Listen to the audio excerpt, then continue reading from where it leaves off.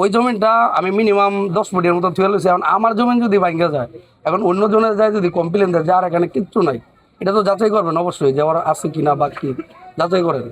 আমরা চাই যে এটা যাচাই করেন। ওই দিন যে এমপি সাহেব আসছে, যে ভিডিওটা নিচ্ছে, ওই জমিনটা আমার নিজের, ঠিক আছে?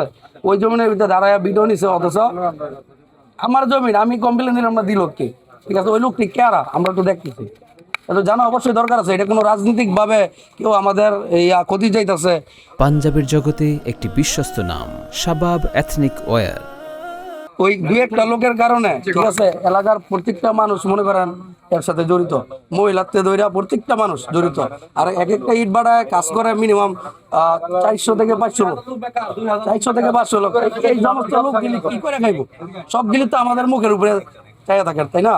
আমরা তো ওনাদের ইয়া করি, কাজে দিই, সব করি। এর ভিতরে গাড়ি আছে, মনে করেন পরিবার যদি 400 পরিবার থাকে, 400 পরিবারের ভিতরে 300 পরিবারের গাড়ি আছে। ওরা কি করে? এই কাজ করে কিন্তু খায়। এখন যদি হঠাৎ করে এগুলি বন্ধ করে দেওয়া হয়, ওরা কই যাবো? আর সব তো মনে করেন আমাদের ধরে যে ভাই একটু এমপি সাহেবের কথা বলো। এমপি সাহেবের সাথে যোগাযোগ করতে চাইছি আমরা, কিন্তু উনি সময় দেন না।